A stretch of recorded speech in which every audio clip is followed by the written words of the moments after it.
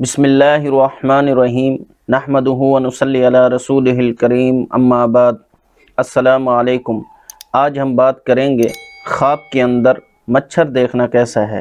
अल्लामा इब्न सिरीन रहमतुल्लाह तआला अलैहि इरशाद फरमाते हैं कि ख्वाब के अंदर मच्छर का देखना एक जलील, ख्वार और निकम्मा आदमी है कि थोड़ा और जलील काम करता है, और अगर ख्वाब में देखे कि मच्छर से जंग करता है तो ये ख्वाब सैब ख्वाब के लिए दलील है कि वो कमज़ोर आदमी से झगड़ा करेगा और तनाज़ा करेगा। और अगर ख्वाब में देखे कि वो मच्छर को निगल गया है तो ये ख्वाब इस अमर पर दलील है कि जलील आदमी के साथ जलील काम में मशगूल होगा और उससे उसको थोड़ी सी चीज़ मिलेगी। और अगर ख्वाब के अंदर देखे कि उसके जिस्म पर बहुत से मच्छर जमा होकर उसको काटते हैं तो ये ख्वाब इस अमर पर दलील है कि आम लोगों की ज़बान पर चढ़ेगा और उनसे नुकसान होगा, बल्कि ज़रर और सख्त नुकसान पहुँचेगा, क्योंकि मच्छर इंसान का खून चूसता है।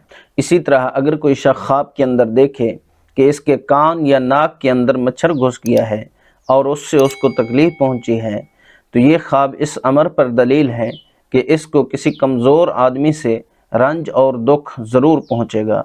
हज़रत इब्राहीम करमानी रहमतुल्लाह अलैह इरशाद फरमाते हैं कि अगर कोई शख्स ख्वाब के अंदर देखे कि इसके घर के अंदर मच्छर आए हैं तो ये ख्वाब सैब ख्वाब के लिए दलील है कि इसको गम और अंदोह हासिल होगा। और अगर देखे कि मच्छरों ने गलबा किया है और इसके घर जमा हो गए हैं तो ये इस अमर पर दलील है कि कमज़ोर दुश्मन पर फतह पाएगा। और अगर कोई शख्स ख्वाब के अंदर देखे कि मच्छर इसके नाक के अंदर घुस गया है और वो बाहर नहीं निकला तो ये ख्वाब उसके लिए दलील है कि मेहनत और बला में मुब्तला होगा।